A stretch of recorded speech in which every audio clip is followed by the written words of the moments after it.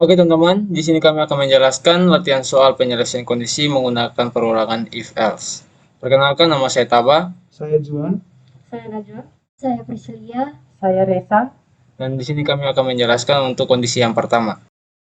Menentukan nilai kelulusan beserta predikatnya yang didasarkan pada skor yang diperoleh. Untuk rentang skor mulai dari 0 sampai dengan 100, kemudian nilai di sini berupa huruf ya, A sampai dengan E. Nah, untuk programnya di sini sudah dibuat. Nah, di sini yang pertama saya akan menjelaskan mengenai tipe data yang digunakan. Yang pertama yaitu integer, tipe data yang digunakan yaitu integer, kemudian dengan variabel di sini nilai. Kemudian di bawah sini kita akan memasukkan nilai terhadap variabel nilai. Kemudian di baris yang ke-11 di sini kita akan membuat pernyataan yang pertama, yaitu jika nilai atau value yang kita berikan pada variabel nilai itu lebih besar atau sama dengan 90 dan nilai itu lebih kecil atau sama dengan 100, maka output yang akan dihasilkan yaitu Anda akan mendapatkan nilai A dengan pujian.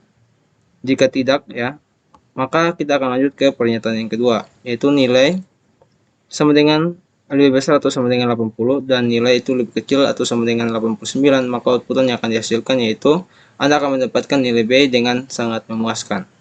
Nah, kemudian jika pernyataan yang kedua juga tidak dieksekusi atau salah, maka kita akan lanjut ke pernyataan yang ketiga.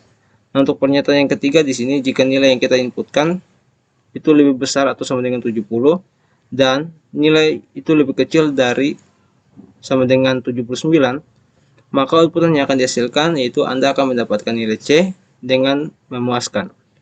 Nah, kemudian jika pernyataan ketiga ini juga tidak dieksekusi atau salah, maka kita akan lanjut ke pernyataan yang keempat. Nah, jika di sini nilai yang kita inputkan yaitu lebih besar atau sama dengan 60 dan nilai itu lebih kecil atau sama dengan 69, maka output yang akan dihasilkan yaitu Anda akan mendapatkan nilai D dengan tidak memuaskan. Nah, jika semua pernyataan di atas itu salah, maka di sini kita akan lanjut ke else ya.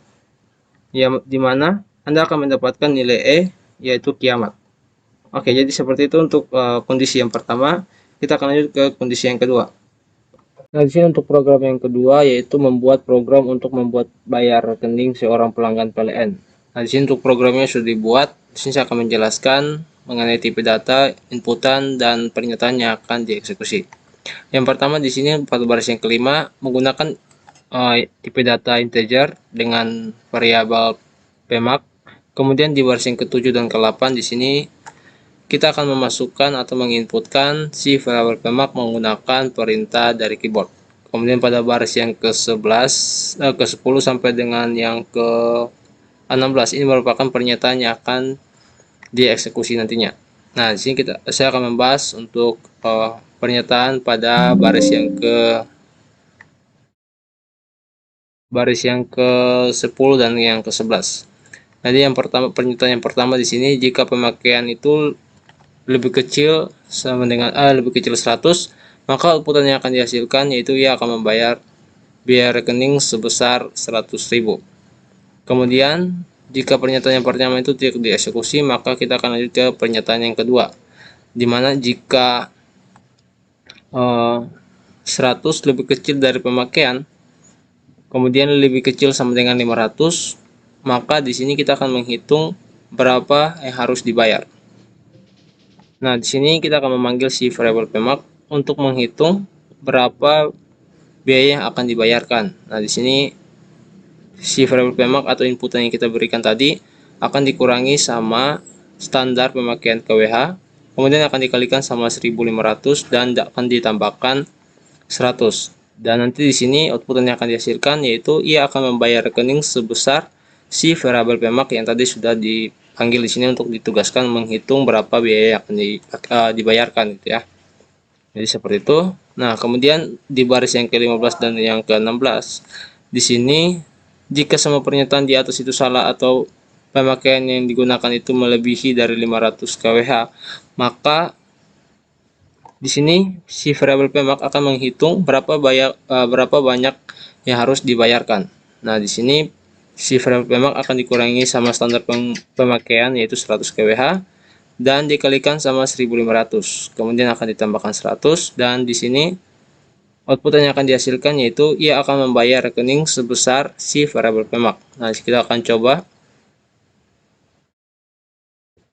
Nah, di sini kita coba memasukkan yang pertama itu 98 kWh ya. Kita enter dan di sini ia akan membayar rekening sebesar 100.000. Dan kita akan contohkan jika dia menggunakan lebih dari 100 ya.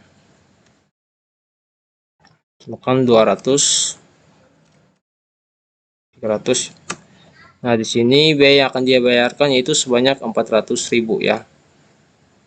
Nah, kemudian jika pemakaiannya lebih dari 500 kWh, maka pernyataan ketiga yang akan dieksekusi. Contohkan di sini kita memasukkan 600 kWh, maka ia akan membayar rekening sebesar 850.000. Kurang lebih seperti itu.